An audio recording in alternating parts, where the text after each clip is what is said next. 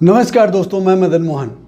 आज जबकि रूस और यूक्रेन का 7वां दिन का युद्ध जारी है, ऐसे वक्त में भी यूक्रेन के अलग अलग बॉर्डरों पर हमारे भारतीय स्टूडेंट्स फंसे हुए हैं और इस बीच कई सारे स्टूडेंट लापता भी हैं। कई लड़कियों के अपहरण करने के भी समाचार मिल रहे हैं। वहीं इस बीच एक दुखद समाचार भी कल मिला। हमारे देश का ही एक स्टूडेंट रूसी सेना द्वारा की गई गोलीबारी में मौत को गले लगा लिया। दोस्तों, हमारे लिए तो महज यह एक शब्द था, मैंने बोल भी दिया, लेकिन ये उतना आसान कतई नहीं है। चाहे हम और आप संवेदनशीलता की कितनी भी गहराई क्यों ना दिखाए, लेकिन नवीन जिसका भाई था, उस बहन के दुख को चाहकर भी हम अपने अंदर कतई नहीं महसूस कर सकते। नवीन जिस माँ बाप का बेटा था, उस माँ बाप की क्या स्थिति होगी उसे कतई हम महसूस नहीं कर सकते। हालांकि सरकार की ओर से मिल रही तमाम खबरों से यह पता चल रहा है कि सरकार अब इस मामले में काफ़ी संवेदनशीलता के साथ दिलचस्पी दिखा रही है। काफ़ी तेज़ी से काम भी किया जा रहा है ताकि जल्द से जल्द तमाम बच्चों को देश में वापस लाया जा सके। लेकिन इतना तो तय है, सरकार की इस कुंभकर्णी नींद का खामियाजा हमारे कुछ न कुछ बच्चों को भुगतना ही पड़ेगा। अब तक एक का समाचार मिला है, आने वाले दिनों में बाकी के भी समाचार मिल जाएंगे। वो अलग बात है कि तब तक ये बातें थोड़ी ठंडी हो जाएगी, सरकार पर कोई चिल्लपोन नहीं मचाएगा। कहीं ना कहीं यही कारण है कि गोदी मीडिया, जिसे हम आजकल गधी मीडिया की संज्ञा दे रहे हैं, क्योंकि हमारे देश के हजारों बच्चे आज भी यूक्रेन में दर दर की ठोकरें खा रहे, भूखे प्यासे अपनी जान बचाने के लिए दर दर भटक रहे हैं। इसके बावजूद हमारे तमाम टीवी चैनलों पर तमाम गधी मीडिया के एंकर्स द्वारा विशेषज्ञों को बैठाकर यह हिसाब लगाया जा रहा है कि इस युद्ध से वर्ल्ड ऑर्डर कितना बदलेगा और किस देश को कितना इसका फायदा मिलेगा। और दोस्तों, मैं आपको बताऊं कि गधी मीडिया के इसी चरस छाप पत्तलकारिता के कारण हमारे देश में दिन ब दिन अंधभक्तों की संख्या बढ़ती ही जा रही है। दोस्तों, ऐसे वक्त में जो हमारे देश के करोड़ों परिवार, करोड़ों भारतीय आज उन बच्चों की सलामती की दुआ कर रहा है, ऐसे वक्त में दिन रात गौमूत्र और गोबर का खान पान करने वाले अंधभक्त अपनी बेशर्मी से बाज नहीं आ रहे हैं। उनकी बेशर्मी तो देखिए, आज भी वो चाय के गर्म केतली पर बैठकर हमारे देश के बच्चों के ही खिलाफ जहरीली बातें बोल रहे हैं। वो कह रहे हैं, क्या वो मोदी जी से पूछ के गए थे? मैं उन तमाम अंधभक्तों, नाजायज अंधभक्तों से कहना चाहता हूं, तुम होगे नाजायज छुछुंदर के बच्चे, क्योंकि नाजायज की तरह तुम्हारी बोली और भाषा है। हां, प्रधानमंत्री नरेंद्र मोदी से पूछ के गए थे बच्चे, क्योंकि देश का कोई भी व्यक्ति सरकार के बिना परमिशन के दूसरे देश नहीं जा सकता। और अगर सरकार इतनी नकारा ना होती, दोस्तों, मैं सिर्फ और सिर्फ नरेंद्र मोदी सरकार की बातें नहीं कर रहा हूं, मैं तमाम पूर्ववर्ती सरकारों पर भी कह रहा हूं, अगर हमारे देश के राजनेता निकम्मे नकारा ना होते तो आज हमारे इन बच्चों को विदेशों में जाकर सस्ती शिक्षा के चक्कर में अपनी जान ना गंवाने पड़ते। और अंधभक्त क्या कहेंगे? वर्तमान प्रधानमंत्री के रिकॉर्ड तो कुछ खास ही हैं। कोरोना काल को ले लीजिए, पूरी दुनिया में त्राहिमाम हो गए। विपक्षी नेता राहुल गांधी ने कहा, भारत को बचा लो, उनका मजाक उड़ाया गया सदन के अंदर और देश भर के अपने चापलूसों के द्वारा। लेकिन जब देश में लाखों लोग अपनी जिंदगी को गंवा दिया उस महामारी में, लेकिन बेशर्मी की हद तो यह है, खुद को तीसमार खान समझने वाला, जिसके पिछवाड़े में 56 छेद है, उसने एक बार माफी भी मांगनी गवारा नहीं समझा। हालांकि दोस्तों, मुझे उसकी बेशर्मी का पहले से ही पता था और आप सबको भी पता होगा। सबसे पहले नरसंहारी योजना नोटबंदी, जिसमें 100 से ज़्यादा लोगों ने अपनी जान गंवाई, उसके लिए उन्होंने कभी माफ़ी नहीं मांगी। जीएसटी में हमारे देश के लाखों करोड़ों छोटे मंझोले व्यापारी आत्महत्या कर लिए, उसके लिए भी इसने कभी माफ़ी नहीं मांगी। आखिर माफ़ी मांगता क्यों? लोकतंत्र का चौथा स्तंभ जब तलबे चाटने वाले बन गए तो उससे भला इन चीज़ों की दरकार क्यों पड़ती?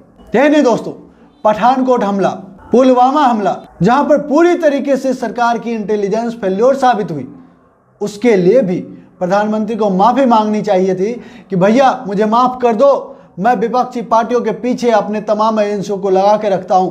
अगर हम देश के सुरक्षा के लिए इन एजेंसियों का इस्तेमाल करते तो आज ये नहीं होता, लेकिन हमारे वीर जवानों की शहादत के लिए भी उसने चुनाव में वोट मांगा और बेशर्म भारत की जनता ने उसे वोट भी दे दिया। तो आज ये बेशर्म नेता क्यों कर देश की जनता से माफी मांगने लगा? और दोस्तों, आज अंधभक्त क्यों ना कहे कि देश बदल रहा है। देश बिल्कुल बदल रहा है, बद से बदतर होता जा रहा है।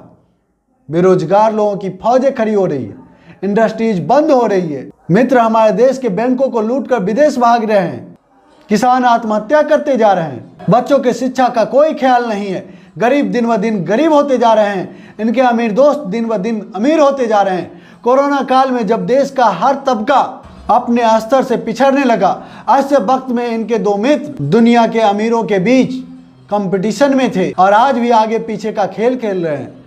तब मैं ऐसे अंधभक्तों से कहना चाहता हूं, ये देश नहीं बदल रहा है दोस्त, तुम्हारा नकारा नेता जो है ना वो भेष बदल रहा है। कोई बात नहीं, देश के सर्वोच्च पद पर बैठा है, वेश बदले लेकिन थोड़ी सी लोक लाज तो रखे। आज पिछले 7 दिनों से मैं देख रहा हूं, देश भर के लोग मर्माहित हैं, मायूस हैं। आखिर छोटे छोटे बच्चे डॉक्टर बन के देश आते तो देशवासियों की ही सेवा करते, इलाज करते, जो दूसरों की जान बचाने के लिए भगवान का रूप बनते। पर आज वो अपने खुद के जान बचाने के लिए दुनिया भर के लोगों से निवेदन कर रहा है। भूखे प्यासे सैकड़ों किलोमीटर चलकर बॉर्डर पर पहुंचने के लिए मजबूर है। दोस्तों, जो लोग कह रहे हैं ना कि युद्ध की बातें तो काफी पहले से हो रही थी, वो लोग तब से क्यों नहीं आए? उन्हें मैं कहना चाहता हूं, विदेश मंत्रालय के ट्विटर हैंडल देख लीजिए, उसमें कहा जा रहा है कि अभी ऐसी कोई बात नहीं है, डरने की कोई ज़रूरत नहीं है। अगर ऐसा कुछ होगा तो हम इन्फॉर्म कर देंगे। और जो लोग इस तरह की बातें करते हैं उनसे मैं पूछना चाहता हूं, अगर उन छात्रों पर तुम इतनी बड़ी बातें कह रहे हो तो मोदी जी ने जब पहले दिन पुतिन जी से बातें की थी तब उन्हें क्या पता चला था उनसे बात करके? क्या उन्हें नहीं बताया गया था युद्ध की भयावहता? आज जिस तरह के तमाम जतन किए जा रहे हैं बच्चों को वहां से लाने के लिए, क्या ये जतन आज से 7 दिन पहले नहीं की जा सकती थी, जब हमारे देश के पास ऐसे साधन थे, ऐसे प्लेन थे जिससे हजार बच्चा एक बार एक प्लेन से आ सकता था? तो उसका इस्तेमाल क्यों नहीं किया गया? जब आप जानते थे कि विश्व पटल पर जब इस युद्ध की भर्त्सना की जाएगी, भारत चाहकर भी रूस की बुराई नहीं कर पाएगा, रूस के खिलाफ नहीं जा पाएगा। ऐसे में यूक्रेन के अंदर यूक्रेनी सेना हमारे बच्चों के साथ क्या बर्ताव करेगा, यह आपको पता नहीं था? और जब पता था तो आपने उसके लिए क्या किया? दोस्तों, ज्यादा कुछ मैं नहीं बोलना चाहता, बस यही कहूंगा, सरकार आज जिस तरीके से काम कर रहा है उससे लग रहा है कि नहीं वाकई सरकार काम कर रही है। हमें भी थोड़ा अच्छा लग रहा है कि जल्द से जल्द हमारे बच्चे वहां से भारत आ जाए, लेकिन इस बीच किसी तरह की कटुता मत रखिए। हमारे बच्चों के लिए आप हम कुछ नहीं कर सके तो कम से कम उन्हें बुरा मत बोलिए ना। वो मर मर के तो अपने देश अपने वतन वापसी कर रहे हैं। ऐसे वक्त में हमें उनके साथ खड़े रहने का है। इतनी नफरत मत कीजिए, एक दिन ये नफरत इतना बढ़ जाएगा कि आपके अंदर ही फूटेगा और आपको खत्म कर देगा। इससे पहले कि आपके अंदर का नफरत आपको ही खत्म कर दे, बंद कर दीजिए ये नफरत का बाजार बसाना।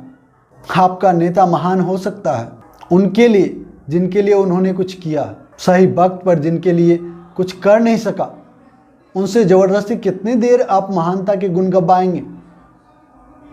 क्या आप यही चाहते हैं कि जय श्री राम के नाम पर, मोदी के नाम पर, भारत माता के नाम पर लोगों की लिंचिंग होती रहे?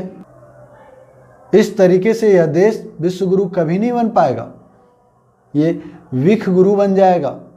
और विख गुरु जब बन जाएगा ना तो उसमें आपकी सामत आ जाएगी। आपकी बातें तब तक ही यह देश सुन रहा है जब तक यह आपकी तरह जहरीला नहीं हो गया है। जिस दिन आपकी तरह यह भी आपके अपोजिट में जहरीला हो जाएगा, आपके इस विषैले क्रिया के प्रति प्रतिक्रिया देने लगेगा, फिर आपकी सामत आ जाएगी। फिर ना रहेंगे आप और ना रहेगा आपका ये नकारा नेता। इस टॉपिक पर इतना ही। अगर हमारी ये प्रस्तुति आपको अच्छी लगी, वीडियो को लाइक कीजिए, शेयर जरूर कीजिए। और जो दोस्त पहली बार हमारे चैनल पर आए, आपसे निवेदन है हमारे चैनल को सब्सक्राइब कर ले और घंटी के बटन को जोर दबा दे ताकि हमारा हर एक वीडियो सबसे पहले आपको मिले। जय हिंद, जय भारत, जय संविधान।